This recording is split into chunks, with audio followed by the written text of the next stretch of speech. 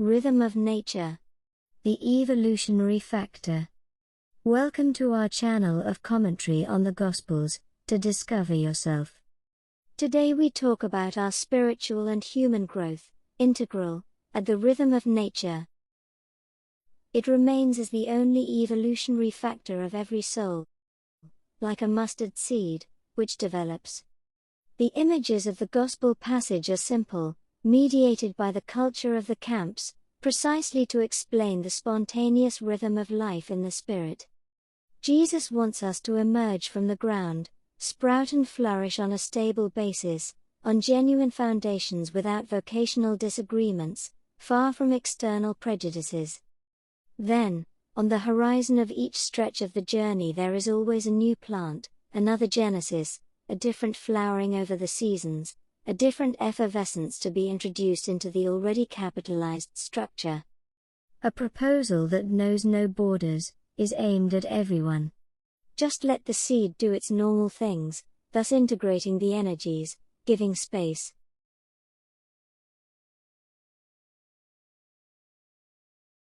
This would ensure the continued attraction and maturation of people and communities.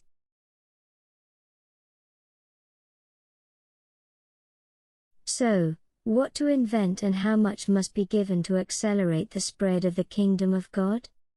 According to Jesus, we must wait for everyone to encounter themselves, without neurosis. The seed grows alone, intertwined with the soil and the climate, yet according to a profound individual character.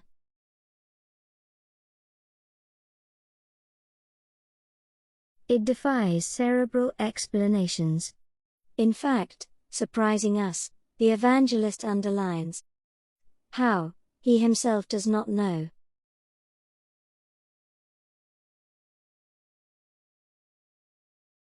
After sowing, the perpetrator of the gesture resumes normal life. By letting it happen, the small hidden grain follows its path, to the end.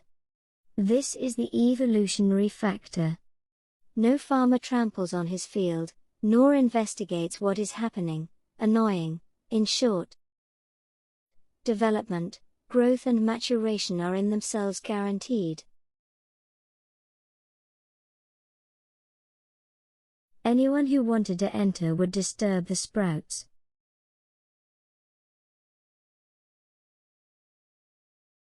Anyone who digs to check the grain that is intertwining its roots with the ground would ruin everything. Our sacred identity is inextricably linked to personal singularity.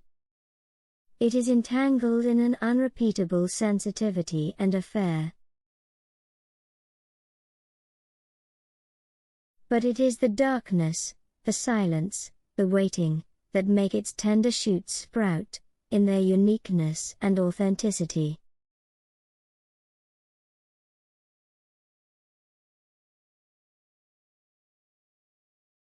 Only those who want to interfere, modifying, superimposing their patterns and trends would harm them. Never conform to the realities in singular spontaneous development. Beware of the haste of those who want an immediate result, other than being ourselves in relation to the innate essence and personal mission, which flow from the hidden source. The time of love is not immediate, it takes place along a path, the periods of which cannot be marked by hasty designs, only irritating ones, except by the Spirit, so that we manifest the unprecedented intrinsic. No one can bother this exceptional richness, which is born and develops automatically, so that we are able to give birth to the internal world, the quintessence, the Jesus that lies in the heart, not others.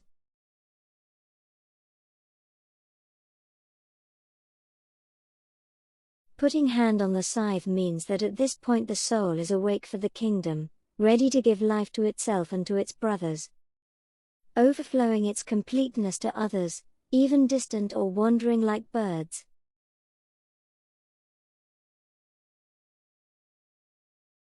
Together, a church that, without thinking too much about how it should be, convinces all those in need of shelter from the drought.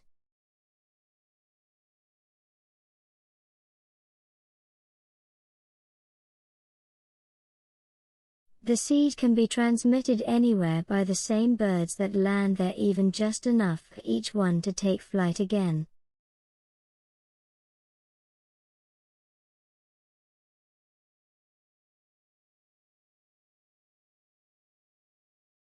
Mark 4:26-34.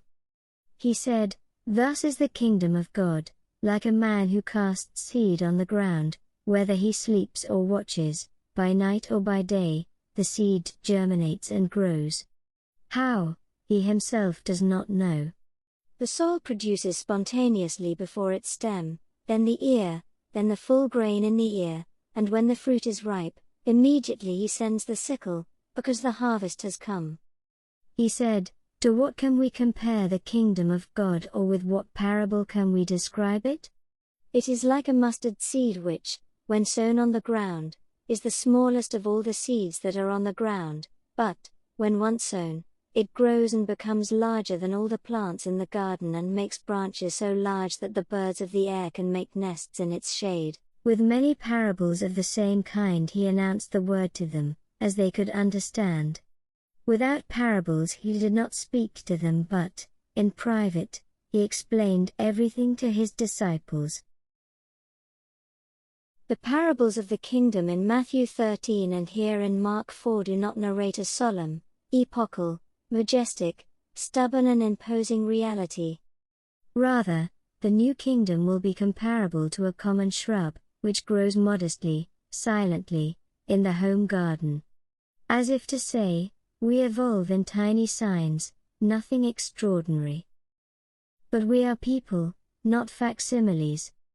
This is how we announce paradise.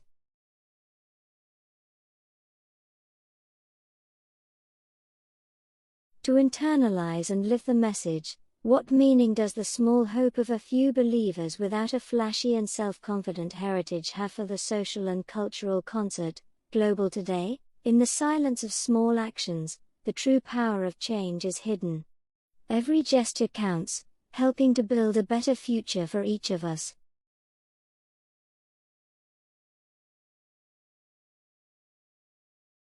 Thank you all for your kind attention. We invite you to subscribe to the channel to stay updated on our activities. If you liked it, leave a like to support us. Subscribe, give your precious well done and comment.